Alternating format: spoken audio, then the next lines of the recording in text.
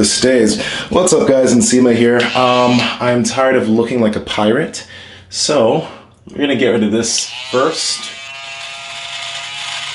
Oh.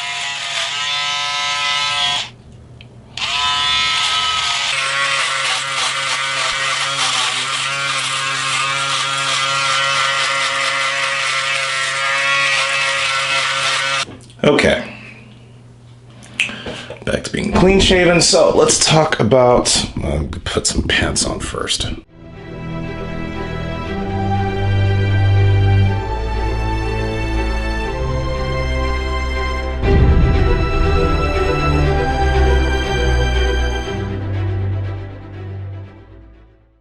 Alright, YouTube guys, or YouTube fam, or what the fuck? That was so weird, YouTube guys. What am I talking about? I don't know. Anyway, this morning I woke up at like 6. As you can tell, it's like noon right now. I've had 1 cup of coffee. This is my 2nd cup of coffee. Had water too. Don't I sound like Kino Body? In the morning I wake up and I always make sure to have 1 cup of coffee. And then I have my sparkling water. Nah, it's not like that. As I told you guys, I eat for performance, right? So I'm probably going to be able to start jujitsu again tomorrow because my knee is starting to improve faster than I expected it to. Yes, expected it to. You see? No, this is weird. So, I mean, I eat for performance. I'm probably eating at upwards of 4,000 to 5,000 calories a day just because with what I do and the exercise that I do, especially with jiu-jitsu, I expend a shit ton of calories. So I found that like I really don't need to count. My body composition is staying at a very good place and it's actually starting to progress. I have never, ever looked like this at 265 pounds, which is why I can understand why people think I'm on something, but whatever, it doesn't matter. It does matter. I'm not on anything, but whatever. And yeah, I mean, obviously when I do a competition again, I don't think I'm going to compete in natural bodybuilding until like maybe 2018. I'll have to count then, but right now, eating for performance just takes a lot of stress out of the day. I can just grab food, eat food, know that I'm going to expend the calories I need so I don't put on too much unwanted body fat, continue gaining strength, continue gaining size, and I'm good to go. Do I suggest this to newer lifters? No. All of you guys that are new to the gym and new to lifting, please don't do intuitive eating. Learn how to track your macros and count your like calories just so you kind of know what's in food. Because if you don't do that and you just eat, it'll be a dirty bulk. It's just an excuse so you don't have to do the work of counting. I counted for like 2.5, 3 years straight. So I kind of have an idea of what my intake is and what I have to intake so I can perform well. You're not at a place where I am to be able to do something like that.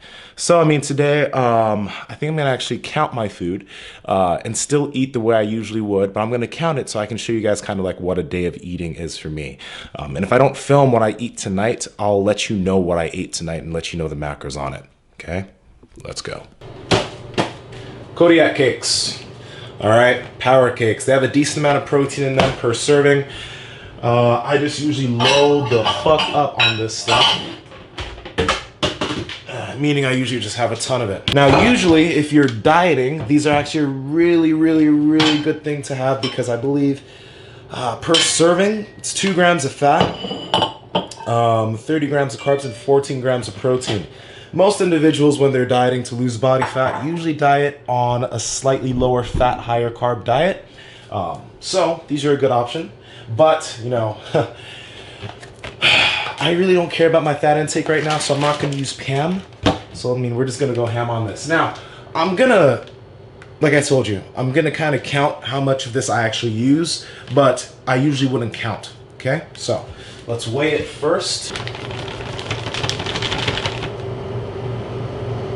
Okay, so, looks like usually I have about 245 grams in there.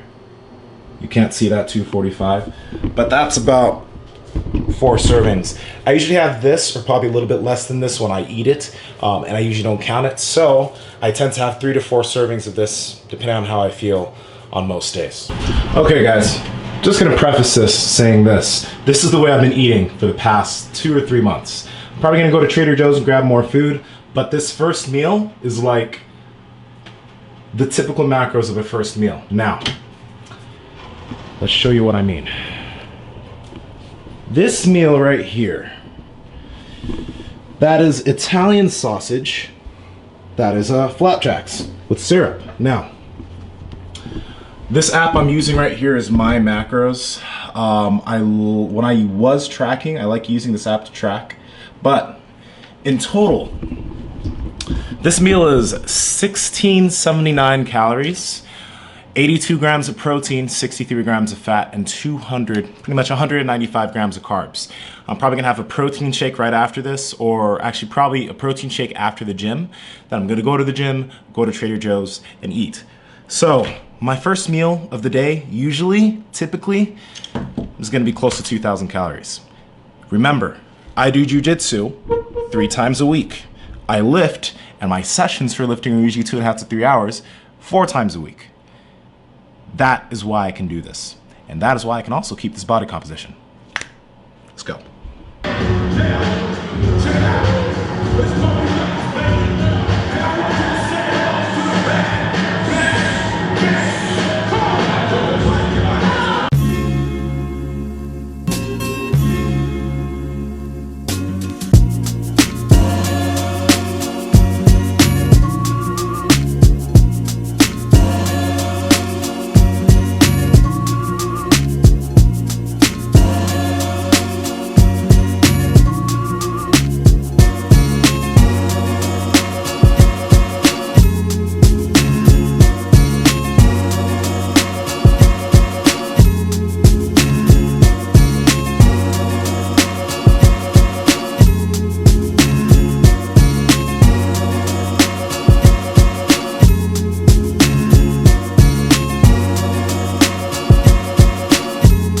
Like I said, we're moving volume.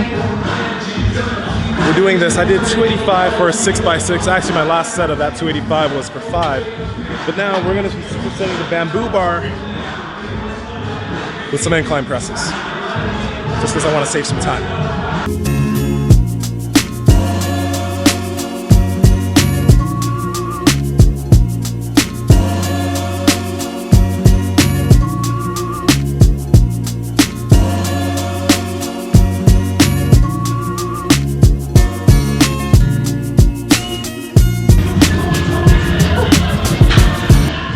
Okay, the goal today is 110 for 3 sets of 7, because last time I did 110 for 3 sets of 6.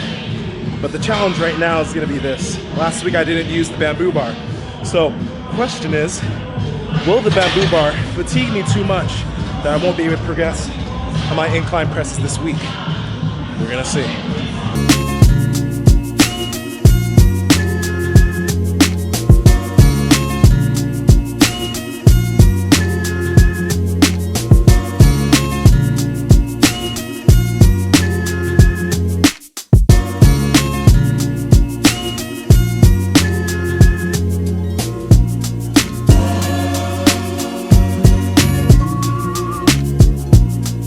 You're only supposed to do the workout for Instagram. Exactly. Once you do that lift, you're done.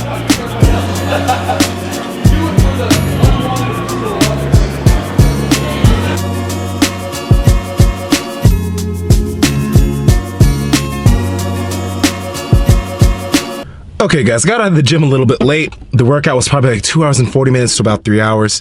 I don't want to cook right now. I'm probably going to cook later on tonight, but I want to eat now.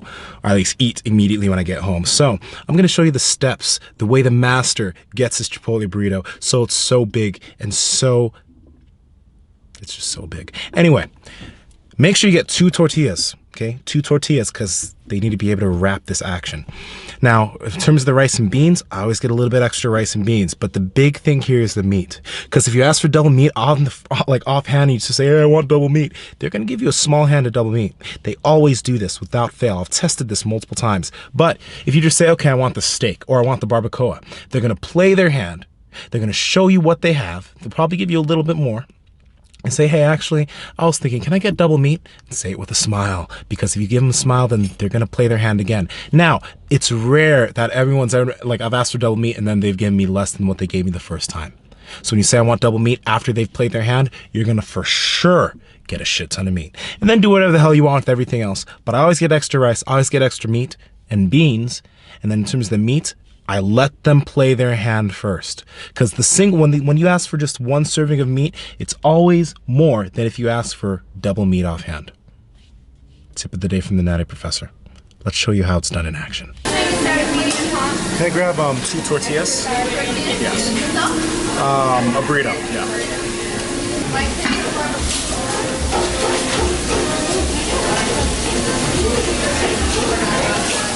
Then can I get a bit more rice on that too? Awesome. Can I get like, more beans? Me? No, nothing else. And then can I get fajitas also?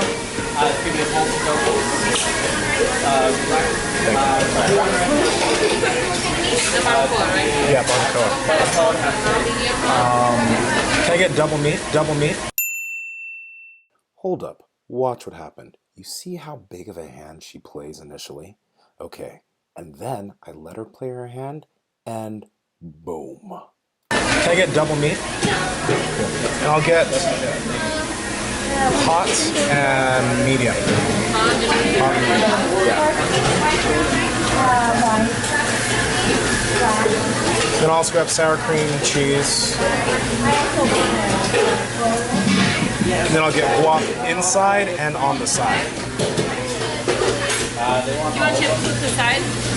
Yeah, I'll grab chips. So, little buddies here. I am gonna eat this massive burrito, and you guys saw that mountain of barbacoa that she put on it, right? You see? You see these tips work. I'm gonna eat this burrito, then we're gonna talk a little about progression. And then, I'm gonna let you guys know about a few plans that are coming up. So, we'll talk soon. Okay guys, I just wanted to give you an idea of what's going down here. How big this bad boy is. I already weighed it. It's about 2.8 pounds. We got him right here wanting some. But with, I'd say about 2.86 pounds without the foil. But yeah, double meat, lots of rice, got some chips, got some guac. Let's eat. Okay, okay. That burrito made me tired. It's 3 hours later. The total macros for that burrito are right here. Here. The total macros for the whole day are right here. And that burrito was double tortillas, pretty much like triple rice, double guac, double beans, double meat, a bag of chips. It was a lot of fucking food. But this is the full macros for the day. I didn't even do jujitsu today. On my jujitsu days, I eat way more. Anyway, what I was getting to, progression. Now, number one, cool app that my client, The Natural Student, that's his Instagram name, The Natural Student, that's his Instagram name, The Natural Student. Hope you appreciate that shout out, James. He uses this app called Rep Count. Okay. Now, I don't know if it focused, but I wrote a program for him, right? He uses rep count to track his volume and make sure that he's continuing to progress. Really cool. He got me on it. I want you guys to try it out. FYI, rep count has not contacted me to shout them out or give them a good review. I just think it's an app that's continuing to do well and it's continuing to get better. It is $2.99 in the Apple App Store. I do think it might be on Android too. Check it out. Because we want to talk about progression. I'm going to touch on progression. I'm not going to go too deep.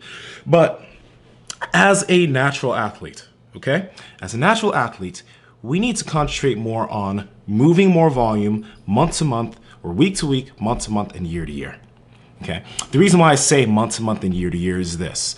During a typical training year, you'll notice that not every training cycle you go through, if you do make a training cycle, not every training cycle is a successful one. Okay, most of you guys probably don't take deload cycles. And that's why certain training cycles that you have, you end up not progressing well or you end up being weaker because it's probably a sign that you should have taken a deload. So your body naturally just doesn't continue to improve because you're too tired for it. You're not recovered enough for it. You're too overtrained for it. So probably most individuals, if they're doing a 6 weeks or 7 week cycles, are going to have 5, 6, maybe 7 productive training cycles during the year, and someone's pushing it.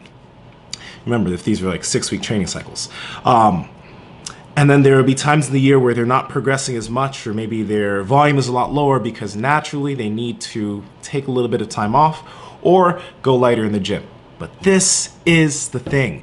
You cannot have a crazy amount of sets that you're going to failure or a crazy amount of drop sets, because these things are hard to track and make sure they're progressed on a week-to-week basis. Yes, it feels great to take a set to failure because you're like, oh damn, my muscle's burning, I'm doing something great.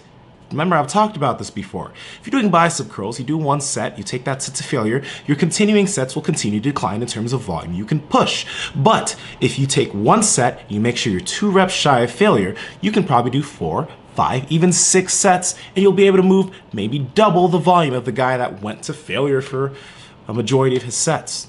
Be smart about your progression. Not saying that failure is bad. Failure is good to use at the end of a workout, but don't utilize it too much. Same thing with drop sets. It's hard to track and make sure you're progressing it. And overall, you want to make sure that you're moving more volume. Example, today, you guys saw me, I was doing the 110s, okay, the 110-pound dumbbells. Last week, I did all of my 3 sets at 6 reps. And all of those sets, I probably had 1 rep left in the tank. This week, I did all of my sets for 7 reps. So I did 110 for 3 sets of 7. I took an adequate amount of reps and I moved the most volume possible.